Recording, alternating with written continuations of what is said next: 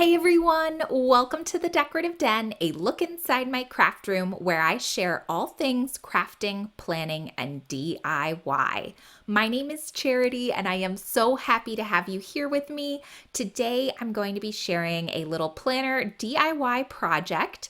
I pretty much decided last week to just give my micro happy planner a late fall makeover, and that included making this cute little planner band to secure my planner when it is just rolling around in my work bag. And so I'm going to share with you how I made that using just an upcycled elastic headband. So if you are interested in seeing that project, then just keep watching. So starting with supplies, the first thing you're going to need is an elastic headband. If you don't already have one of these, you can get them at the dollar store or Walmart. And of course, you could also use elastic cord if you have that instead. I'm also going to be using a pair of scissors, a needle, and thread. I am using an embroidery needle and embroidery floss just because it's a little difficult to get through the elastic of the headband. I'm also going to be using some hot glue and a decorative element. I'm using this iridescent button, but you certainly could use like a felt shape or any other decorative elements that you have. So the first step is to grab your headband and to find the area of the headband where the two ends are glued together.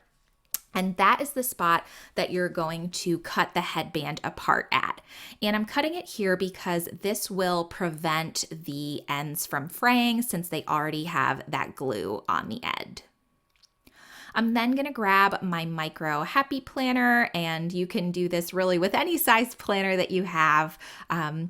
But I'm going to wrap the headband around my planner and just measure out roughly the length of my planner band.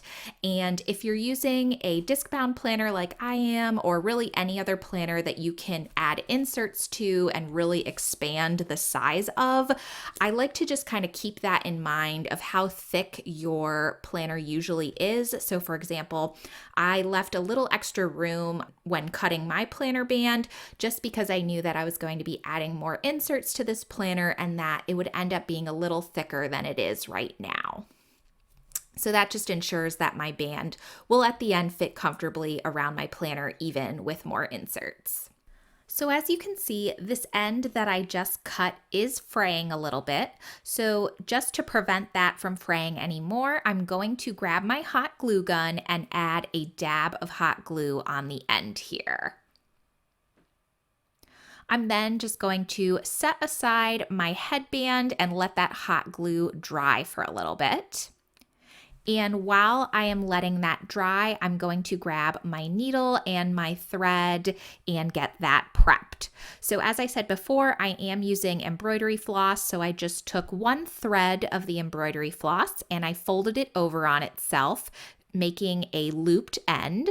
I'm then going to take the other end and thread my needle with both threads. Now this is how you would prep a needle and thread for like cross stitch or an embroidery project. And so I'm prepping my thread and my needle in that same exact style.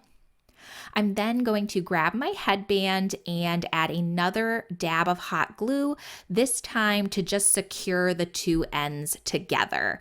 And you don't really need to worry about using a lot of hot glue or if the ends are super secure, because the point of this really is to just hold them together to make it easier when we are going in and sewing the two ends together. And so that is exactly what I'm going to do next. I'm going to start on the back side and push my needle through both the fabric and the elastic of the headband.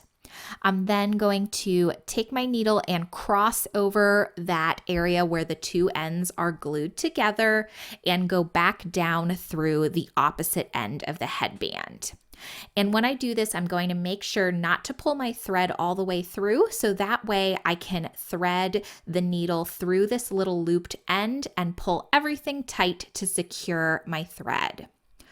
I'm then just going to kind of repeat this process. So going up through one end, crossing over the area where the two ends are glued together, and going back through the opposite end.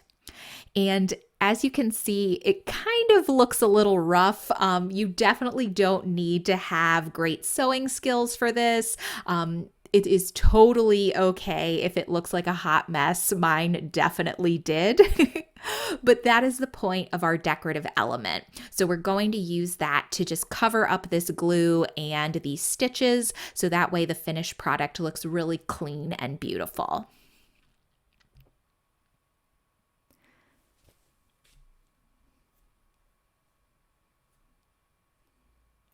So once I've gone through enough to really stitch and secure the two ends together, I'm just going to tie off my thread and cut off any excess material.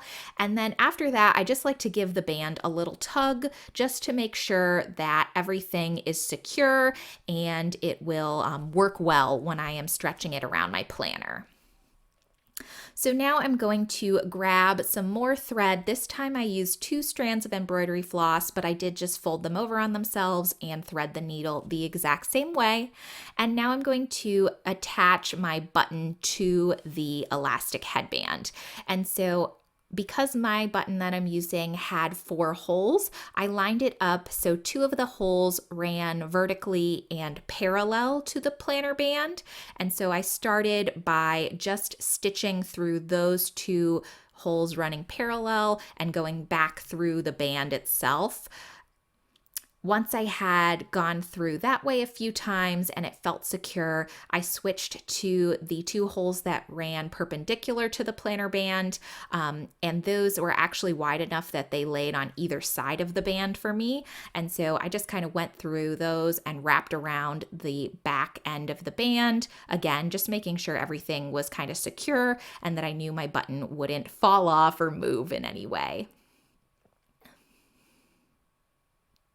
I then just tied this off and snipped off my extra thread, and that's it. This is my finished planner band. I think it is super cute. I love that it is both functional and decorative. So here's what it looks like on my planner. I think it is so cute. And this is something that I've actually been already using for about a week. And I will say it's been great. It has stayed on my planner when it's in my bag, and it's prevented it from flopping open and from my pages getting ruined. I also love that it has enough room that it really does grow and expand with the size of my planner as I add to it. But yeah, guys, that is it for this project. I hope you enjoyed it. If you did, please hit the like button so I know, and consider subscribing if you are interested in other crafting, planning, and DIY videos. And in general, thank you so much for being here. It does mean a lot to me. I hope you are well, and I will catch you in the next video. Bye, guys.